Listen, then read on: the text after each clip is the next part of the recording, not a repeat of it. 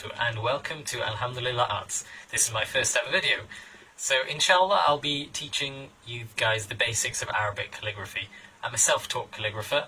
I've been doing calligraphy for just over a year. I often get asked how I got interested and how I learned how to do it, so I thought I'd make some videos and give you some tips and tricks on what to do. So there are various different types of Arabic calligraphy scripts. The main two that people like are this one called the Diwani script. It's quite an intricate looking script and it is very difficult to do, but looks fantastic. This, on the other hand, is called the Thuluth script. It's probably the easiest to read, and for me that's the most important thing, because the message behind it is more important than how it looks. So let's begin. What you need to start off with is a chisel tip marker pen. So I got a pack of 4 for about £1 from a local shop, and the paper we're using is 120 GSM, just plain white paper. Again, they're both really cheap. Arabic calligraphy is all about the proportions, so I sometimes see people's work and they'll write something like this, try and draw an Alif, and it'll just be really long and look just like a line. Like, come on, let's not be silly now, that's completely wrong. What you need to do is look at your proportions. So in Arabic calligraphy with the Thuluth script, you use nuqtas. So your basic Alif is approximately 8 nuqtas down.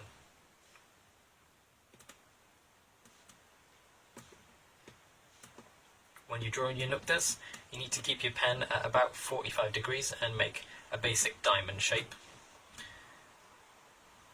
But when you write in the actual Arabic, your pen needs to be at about 60 degrees. So just twist it down a little bit. Whether you hold it like this or like this is entirely up to you. It just makes it easier for me this way.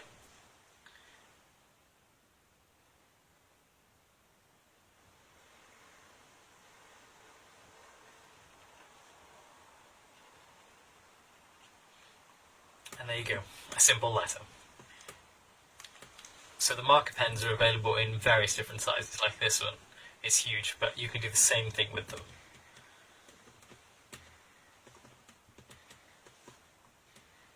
Again, different nuqtas, write a different letter this time.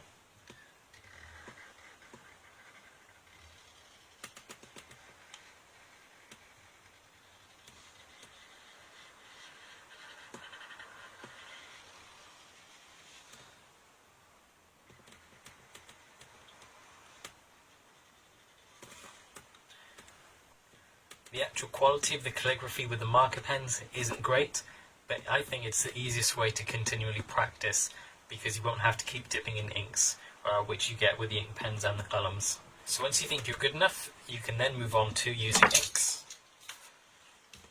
So I think I got this set for about £13 from a local art shop.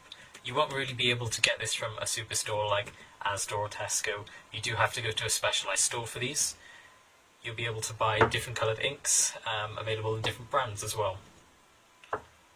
The calligraphy is so much better when it comes to inks, as you'll see. What you find with inks is that you always get a lot of excess, so on a separate piece of paper just get rid of most of it and you can start writing. So again, we'll write an Alif.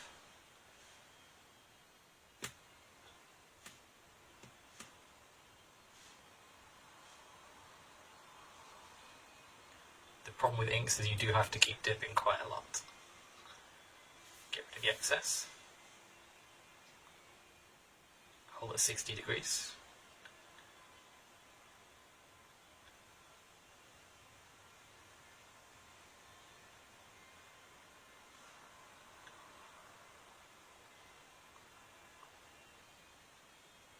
And you can see almost immediately just how much better that looks compared to the marker pen there.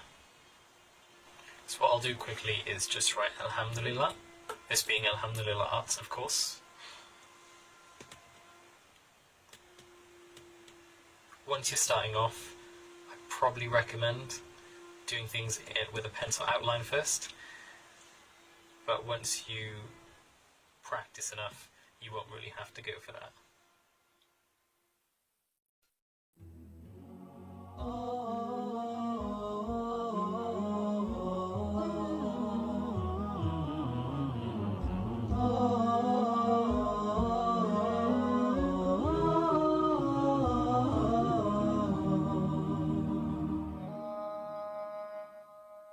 لا إله إلا الله لا إله إلا الله لا إله إلا الله ما لنا رب سوى لا إله إلا الله لا إله إلا الله.